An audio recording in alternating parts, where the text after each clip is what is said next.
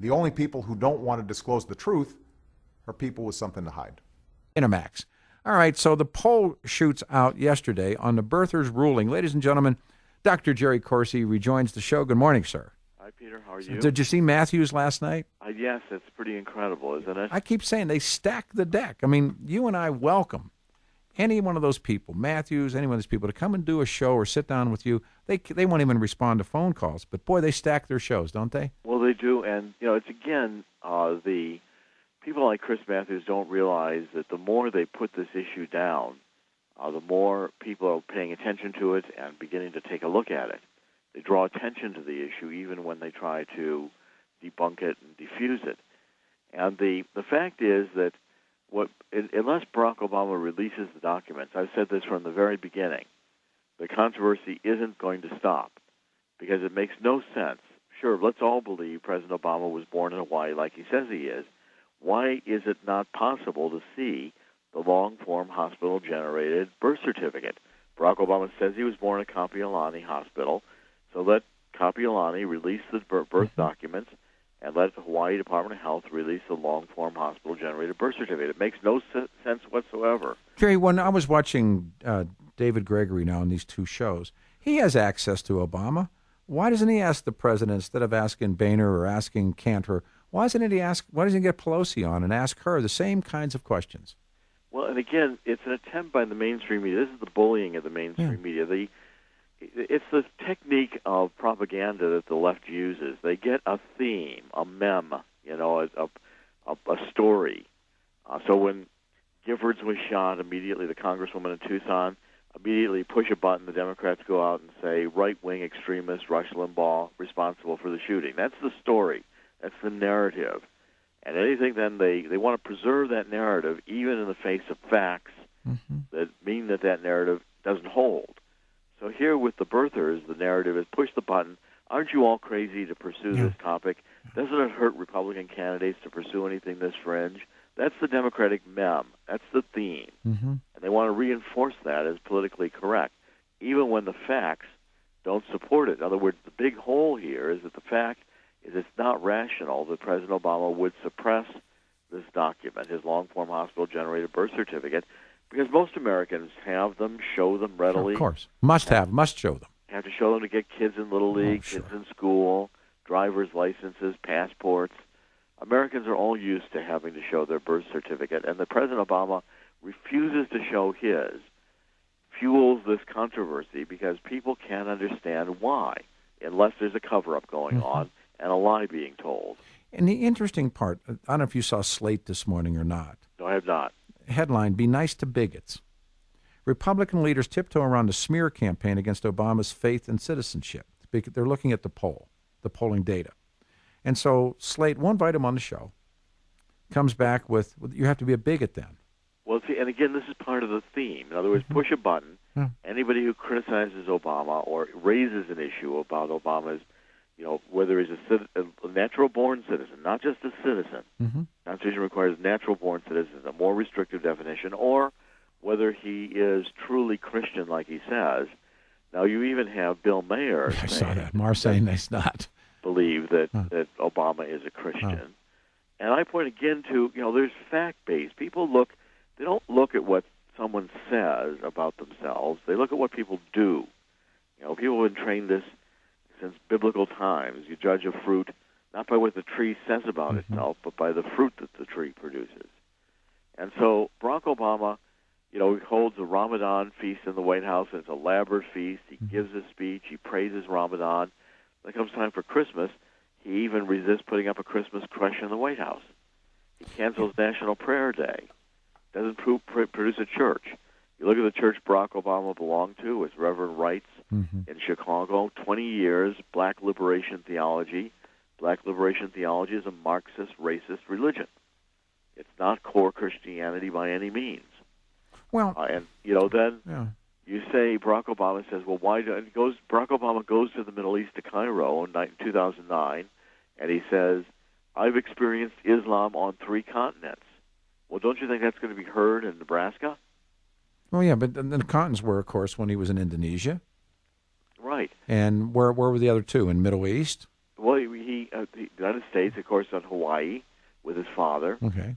and he was in Pakistan with his high school, his college roommates in Occidental. Then he was in Indonesia, so at least there's 3 continents. He was in Kenya. I mean, that's 4 continents. He's probably, if he wants to count Kenya, where But he, but his again, family is I Muslim. think some of this stuff, Jerry, is like it's like picking through the corn. But what I am asking is, the basic fundamental question of bona fides and footprints. But this poll, that's where we should have begun. I apologize.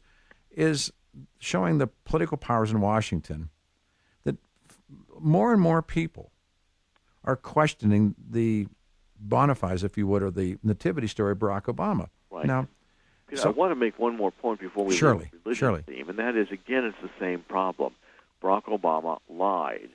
He said that he never experienced Islam. That's what he said during the campaign. Right. He never had Islamic instruction. Right. I wrote Abomination. I proved that in Indonesia he had 2 years at least of Islamic instruction. Absolutely. Registered in the school as a Muslim and as an Indonesian citizen.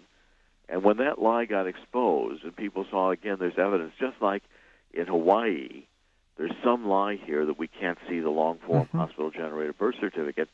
These controversies are continuing because of Barack Obama himself fueling them by doing exactly what a president does to create a cover-up and produce media intensity, people like me, investigative reporters, and then ultimately, as the polls reflect, people. Now, the point I want to make about the polls quickly is the polls show that these stories go right past the mainstream media. Totally.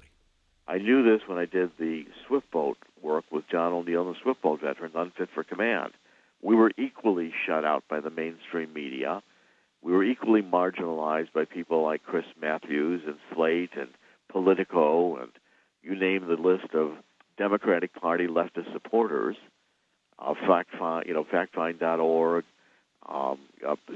Snopes.com, all these groups that present themselves as independent third party like Politico does, but are really totally in bed with the leftist Democratic Party.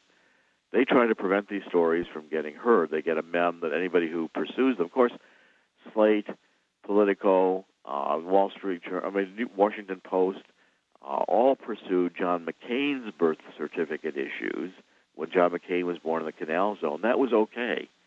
But as soon as it's against the Democratic Party candidate, the button is pushed, and suddenly anybody who pursues the topic is a fringe nutcase. And what I'm saying is that because of the way Barack Obama has proceeded with his life story, which is fundamentally a lie, as you investigated, it's not the way he told it. Americans beginning to realize that, and I think Jack Cashill's new book, Deconstructing Obama, which is just out yesterday, is another brick in the wall here, which is beginning to make Barack Obama have to realize that the American people, at least in terms of those of us who are investigating the issue, have caught on. And I think the evidence is overwhelming that Ayers at least massively helped Barack Obama write Dreams from My Father. Barack Obama has nothing else he's written in his life which reaches that level of literary excellence, and Ayers copies Ayers and mirrors Ayers' writings almost one for one. It's fascinating. And again, it's because Barack Obama came out from nowhere and was never vetted. He's an inexperienced politician who has never gone through the glare and scrutiny of public opinion, and his entire life story he's told in Dreams of My Father, and it's got major fabrications in it, like that the family lived together until Barack Obama. Well, that was that was what was going on with Matthews last night, and this guy from Hawaii, and they're talking about and a Democratic guy on too, a Democratic Party guy, and they were talking about, well, the proof is in the newspapers in Honolulu in '61. Jerry, take a second with why those two birth announcements, and the Star Bulletin, I think the other was the Examiner, but why are they fraudulent? Why aren't they truthful? I cover this when my book will come out, Where's the Birth Certificate, on May 17th, and I'm going to cover it thoroughly. In Hawaii, a family can go in and register an out-of-state birth, even a foreign birth, as an Hawaiian birth. The family says, well, this baby just was born there. It's really our baby. And the grandparents could easily have gone in at the time when Barack Obama was born and registered the birth as an Hawaiian birth. The address that's in the newspaper announcements is the address of the grandparents. Mother and father of Barack Obama never lived at that address together. In fact, mother and father of Obama never lived at any address together. Barack Obama always had an address on 11th Avenue at this time, over by the university in Honolulu. And mother, 3 weeks after the baby was born, was gone to Hawaii, from Hawaii to Seattle, never to return. So the address in the birth announcements was the grandparents. It's most likely the case that the grandparents came in and registered the birth. No hospital has produced records of a birth there. No birth doctor. Family has said no birth doctor, no attending physician. None. 2 different hospitals have been claimed. No witnesses. Medical. No birth witnesses. I hired private investigators in 2008. Neither hospital has any birth records of Barack Obama. None have been released. Governor Abercrombie tried to find them. The hospital in Hawaii, that the announcement in the newspaper is generated by the registration of the birth. That's all. And the registration of the birth can occur from the grandparents' testimony, and the fact that it's the address of the grandparents is very suggestive. That's the address listed in the birth announcement. It was the grandparents who went in and registered the birth announcement. Jerry, when's the book? When's the book coming? May 17th. Where's the birth certificate? It's up on Amazon.com right now. Can you get us can you give me an advance on it? As soon as it's right now in copy editing. Okay. So there's even not one to read yet, but it's being sold in advance. Okay. Doing very well on Amazon and WND Superstore and BarnesandNoble.com. I read Jackson. I'm looking forward to yours. We'll get you back by the end of the week, but this poll and watching again Matthews, and as I said before, Matthews won't return our phone calls, and he doesn't have to, but I'm always fascinated why he doesn't have you or Jack or Martin or Michelle or anybody else on the show to at least attempt to balance. The same thing with Gregory. When will Gregory, he gets shots at the president, why won't he ask the president the same questions that he seems to want to hit on Boehner for and hit on Cantor for? And Cantor and Boehner, I thought, handled themselves fairly well, but not as well as I would have hoped.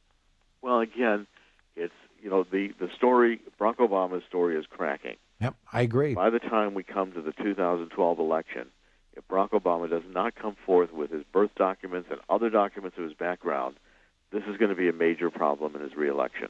Thanks, Jerry. God bless. We're back in open line 632-28 before the hour traffic time. Here's Susan. The only people who don't want to disclose the truth are people with something to hide.